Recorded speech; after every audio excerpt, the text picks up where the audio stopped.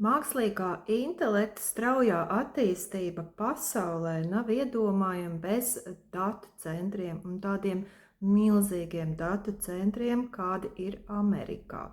Būtībā tas ir jaunais zelts, tāpat kā īstais zelts, tāpat kā nafta. Taču latviešiem arī ir tāds labs teiciens: ne viss ir zelts, kas spīd. Un tieši tāpēc mazliet iedziļinājos datu centra jautājumā saistībā ar mākslīgo intelektu. Mēs visi tiekam ļoti aktīvi aicināti, nemaz nerunājot par pasauli, Latvijā tiekam aicināti paspēlēties ar šiem te mākslīgā intelekta rīkiem, palūkot, kas mums patīk, kas nepatīk, ko saprotam, kas labāk, kurš rīks ko dara labāk, vai raksta tekstu, vai bildes attēlus taisa, vai video, vai ne? Mēs esam aicināti. Bet vai tad kāds lietotājs padomā par to, kā tas viss vispār darbojas, kādā veidā? Īsti jau nē. Jo mēs esam patērētāji, lietotāji, tāpat kā lietojot mobilo tālruni, WhatsApp ziņas sūtot vai Facebook kaut ko rakstot un skrullējot vai skatot televīziju, mēs taču īsti neaizdomājamies, kā tas viss vispār pastāv un kā mēs to vispār varam lietot. Un tā tad mākslīgā intelekta eiforija ir liela. Mēs lietojam, mēs izmantojam, pasaulē jau redzam šos te datus, milzīgos lietotāju skaiti, sevišķi pirmajās rindās ir OpenAI rīks, ChatGPT, tad ir Google, Gemini, tad pārējie visi rindā seko, tie ir miljoniem lietotāju. Bet vai te kāds no tiem padomā, no mums kāds padomā, kā tas iespējams, šīs te milzīgi ātrās sekundžu ātrumā atbildes, ko mēs saņemam, kad uzrakstam uzvedni, ja promptu angliski sakot, nemaz nerunājot vēl par kādām automatizācijām un biroja darba rutīnu, tā kā atvieglošanai, ko izmanto. Jau arī ir parādījušies tie asistenti, mākslīgā intelekta un aģenti uzņēmumos, un vēl vairāk attīstās, un tā tad vēl jau vairāk tiem datu centriem ir jāstrādā, jādarbojas milzu apjomos. Un tāpēc, palūkojot ārvalstu presē šo te datu centru skaitu, 2025. gadā pasaulē darbojās vairāk nekā 10 000 datu centri. Daļa no tiem tātad arī tendētu uz mākslīgo intelektu un šo te visu darbināšanu, lai mēs varētu ātri tā kā solīt to iegūt, ko šie uzņēmumi mums sola. Un kur tad ir visvairāk šie datu centri? Tie ir lielākoties vairāk nekā pusi atrodas Amerikā. Un, protams, ka Amerikā, jo tur ir lielie IT uzņēmumi, Microsoft, Amazon, Google, Meta, Facebook, vispārējie. Un tur šo datu apjoms iet pa visu pasauli, un tas viss ir jānodrošina. Un ja vēl ir iedarbināts mākslīgais intelekts, kas patērē, tā teikt, ēd daudz vairāk nekā parasti interneta lietošana vai Google search meklēšana, kaut ko meklētāju programmās.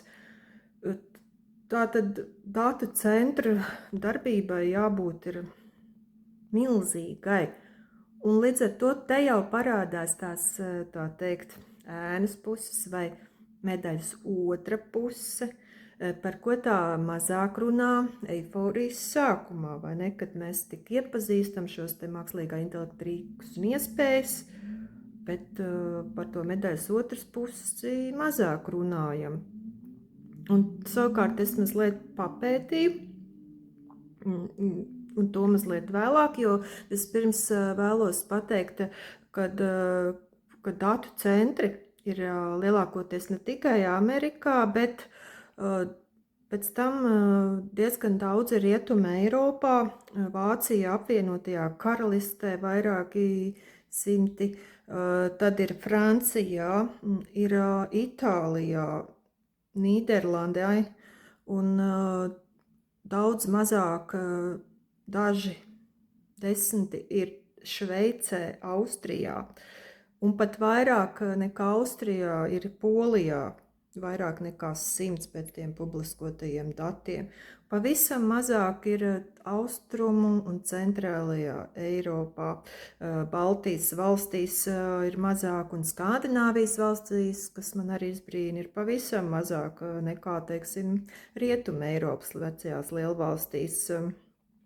Šie te datu centri, kas arī tiek darbināti, lai varētu arī sniegt ar mākslīgo intelektu saistītos pakalpojumus.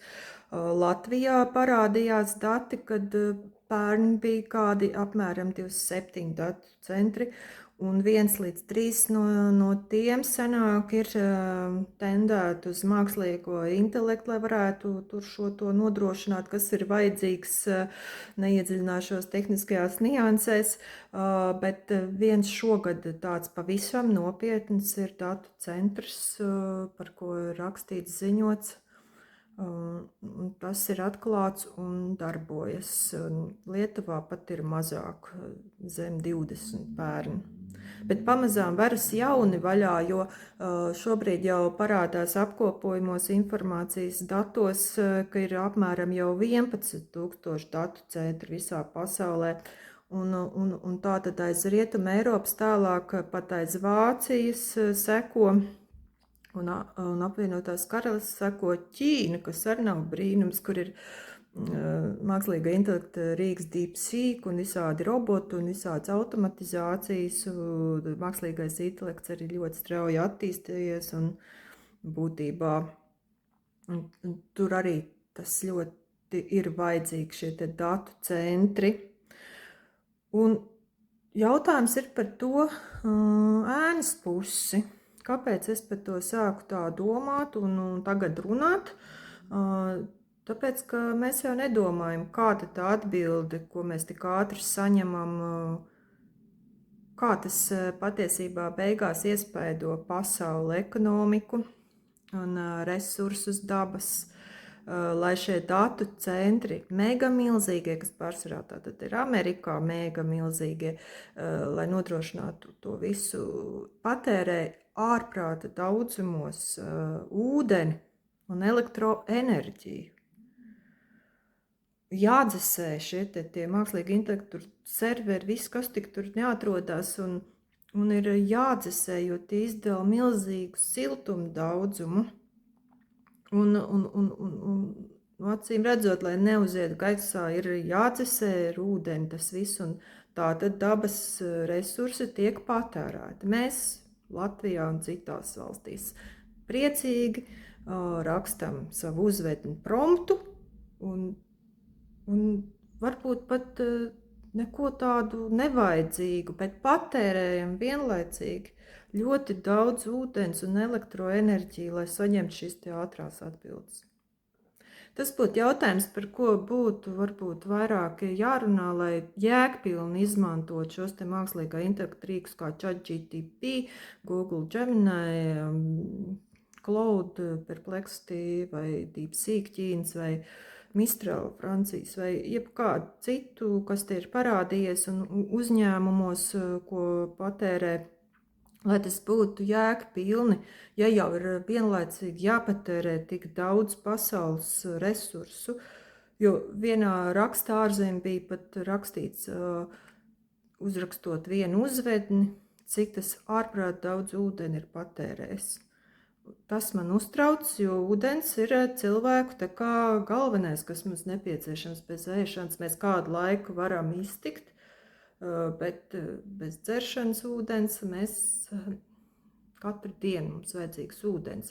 Un ja mēs dzesējam milzīgos datu centrus, tad ir jautājums, kur aiziet mūsu ūdens un vai tas mākslīgais intelekts un straujā attīstība atsver to, ka mēs to visu procesus un darba procesus un ikdienas procesus pātrinam. Iedziļinoties vēl, es sapratu, ka viena lieta tiešām liekas noderīga, ja dzēsē tos datu centrus, tad atsevišķās Rietuma Eiropas valstīs datu centros arī tāpatās un citur to siltumu noved centrālajā siltuma apgādes sistēmā. Tātad idejiski būtu apkurei jāpaliek lētākai. Bet elektrība, ja tik daudz jāpatērē elektroenerģijas resursu, tad jautājums, vai līdz ar mākslīgo intelektu mēs beigās par visu nemaksāsim vēl 3 līdz 10 vai cik reizes vairāk, lai tik saņemt šīs te visas ātrās darbības un iespējas ar mākslīgo intelektu, automatizācijas procesu skaitā ieskaitot, jo tie taču arī ir jādarbina.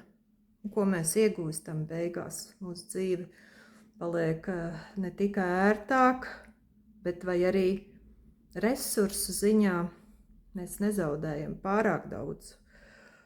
Tas mākslīgā intelekta eiforijas laiks jau te iet kāds 2-3 gadus, vismaz pēdējos 2 ļoti aktīvi cilvēki tik daudz lieto šos te mākslīgā intelekta rīkus un pasaules uzņēmumi daudz ko jau ir ieviesuši, atlaiduši darbiniekus tūkstošos un plāno atlaist un vēl vairāk attīstīt.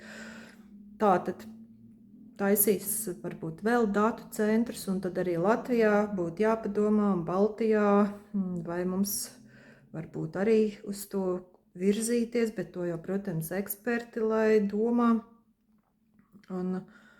Jo tur, kur ir tie datu centri, tur aizplūst investori. Uz turienes skrien investori un nauda iet, attīstās arī ekonomika. Ir, protams, savi plusi, ir savi mīnusi. Jautājums, ko mums Latvijā vajag, vai ūdens mums ir daudz, vai ne? Ir jūra, ir ezeri, ir upes, esam bagāti ar šo ūdens resursu, bet vai ar to vajag dzēsēt datu centrus? Arī jautājums, ko mēs iegūstam, ko mūsu ekonomika, ko mūsu cilvēku sabiedrība iegūst no tā. Jo kaut kur jau pavīdēja ārzemju presē tas, ka cilvēki, kas dzīvo šo te milzu datu centru tūmā, sāk arī mazliet protestēt par arī dažādām lietām, par skaņām un trokšņiem un arī par šo te ūdens un elektroenerģijas milzu patērēšanu, lai tas viss darbotos. Katrā ziņā ir tāda sajūta, kad mēs esam tik ātri ielekuši tajā mākslīgā intelekta ērā, ka būtu gluži kā tikuši uz Marsu, visi tagad cilvēci pasaules izkāpusi, un tagad nezinām, ko darīt, kā darīt uz tā Marsa. Vienam kaut kas ātrāk liekas, ko var darīt, un izveicīgāks, otrs pat nav nemaz padomājis un nemaz nav sācis saprast, kas ir mākslīgais intelekts un neiedziļinās. Cits atkal iedziļinās un domā, kā uzlabot savu ikdienas darbu, kā uzlabot uzņēmumu darbu, kā atvieglot dzīvi. Bet vienlaikus jāatcerās, ka tās ir arī izmaksas un vēl parādās sociālajos tīklos profesionāļi, kur spriež,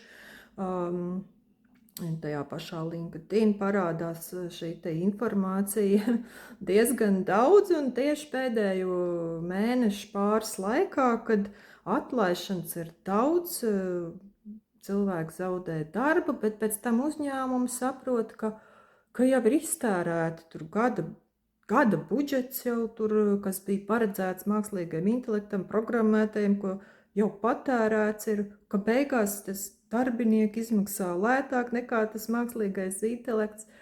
Es domāju, ka sākas jau tāds izvērtēšanas process vispār to mākslīgo intelektu. Ja sākumā bija tāds iepazīšanās un eiforijas un patikšanas process, tad tagad jau vairāk arī domā par liederību, atbildību, kritiski pieiet jau visam un sāk jau rēķināt, kas te būs tagad izdevīgāk. Darbinieks vai tas mākslīgais intelekts no vienas puses tā kā mums dod, no otras puses tā kā ņem. Bet ne tikai tā kā privātā līmenī, bet vispār pasaules globālajā līmenī. Tā kā